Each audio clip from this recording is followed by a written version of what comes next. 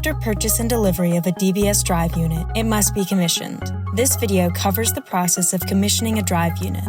We'll review how to confirm proper installation, check lubrication, test electrical hookups, test run the unit to observe for issues, and finalize commissioning procedures. DBS recommends the following leveling procedure. This procedure applies to both pier-mounted and bridge-mounted drive units. The example used in this video is a bridge-mounted configuration. To level the unit, shoot 4 marks about 2 feet above the tank floor, 90 degrees apart. Label each mark A through D. A self-leveling rotary level or a transit level works best for this. Choose one rake arm. Extend the end of the arm using a 2x4 or a level, as pictured. One with a laser pointer is best. Tie the tool to the end of the arm so it won't move. With the rake arm even with the mark on the tank wall, measure the distance between the end of the tool and the mark. Rotate and check at each mark. You may remove the shear pin or provide temporary power to the motor if rotation is too difficult. Utilize the leveling bolts highlighted in these diagrams to adjust. They are located at the base of the drive unit. Find the difference between markings A and C, then B and D. Adjust by half the difference. For example, if the difference between A and C is 4 inches, where C is higher than A, the arm needs to be lowered by 2 inches at C. The tolerance for leveling DBS drive units is plus or minus 1/8 of an inch. Once within tolerance, shim the drive unit as needed and tighten the fasteners. Shims must be placed around or near the mounting bolts, highlighted in these diagrams.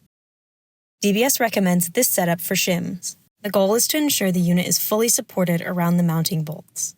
Once tightened, rotate the arm and recheck measurements to confirm the unit is still within tolerance.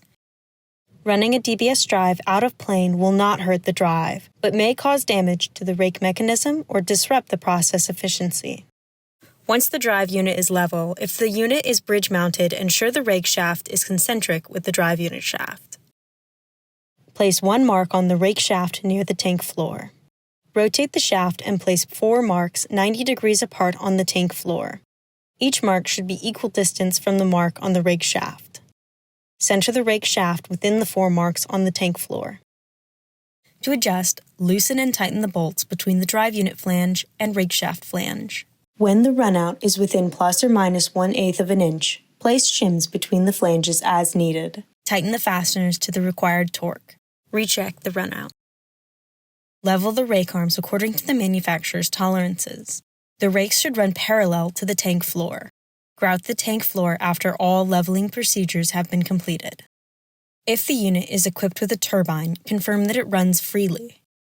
Check the bridge landing. A proper landing allows essential personnel to safely complete important maintenance, inspections, torque monitoring, and recalibration. Make sure there is enough room around the drive unit to complete these tasks. Additionally, the inspection port on top of the drive unit and the oil drain must be easily accessed for oil maintenance. Check the unit for damage to the coating such as paint scratches, rust, and stainless steel surface contamination. Touch up areas as needed. Check that lubrication specifications are met. Recommended lubricants and change intervals for your drive unit are listed in the Lubrication and Maintenance Schedule section of the manual. DBS drive units ship with the main gear housing empty of oil, so it must be filled during installation. For more information about oil maintenance, see this video from DBS. After installation and oil maintenance, you must check the connection of electrical and control components. To test electrical and control components, you will perform simulations on the equipment to check proper connection and function. Written instructions can be found in the Operation and Maintenance Manual under Installation Instructions. Before performing simulations, ensure the electric motor is rotating in the correct direction when viewed from the fan end. The direction of rotation is tagged on top of all DBS drive units. To test F-type equipped drives, manually build pressure inside the unit. Inside the torque gauge box, find the test valve. Unscrew the lock nut. Slowly close the test valve to test the alarm and cutoff circuits. When finished, return the test valve to the fully open position and tighten the lock nut. For E-type equipped drives, utilize a wrench to push on the helical gearbox and compress the reaction cylinder, thus creating a torque reaction on the helical gearbox. The process for testing H-type drives is the same as the F-type, except the test valve is located here. It is labeled NV for needle valve. For L-type equipped drives, first power on the digital gauge for at least 10 minutes. After 10 minutes have passed, apply torque to the helical gearbox so the numbers on the gauge increase. Observe the numbers on the digital gauge and the system reaction when the torque reaches the preset torque levels. Do not attempt to adjust the alarm or cutoff switches. These settings are factory set and shouldn't require further adjustment. Contact DBS if there appears to be an issue. If the drive unit is equipped with a lift or turbine, you must test the lift limit switches, lift position signal, and/or turbine. If equipped with a turbine, take a motor amp reading of the turbine at full speed with a full tank. Doing this test without a full tank will not provide accurate readings. Compare with the rating from the motor tag. Check key areas such as the gearbox and bearing adapter for temperature rise. Test run the unit.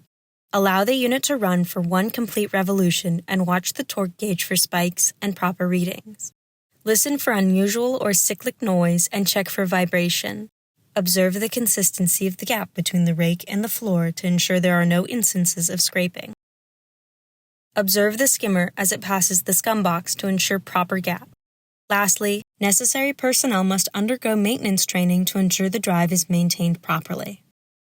DBS provides a commissioning checklist with the drive unit.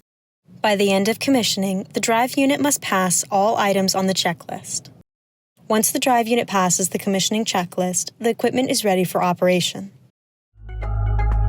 DBS's team of engineers is available by phone or email to assist you with any questions or concerns. Service is available in English, Spanish, and Chinese. Visit dbsmfg.com for more information.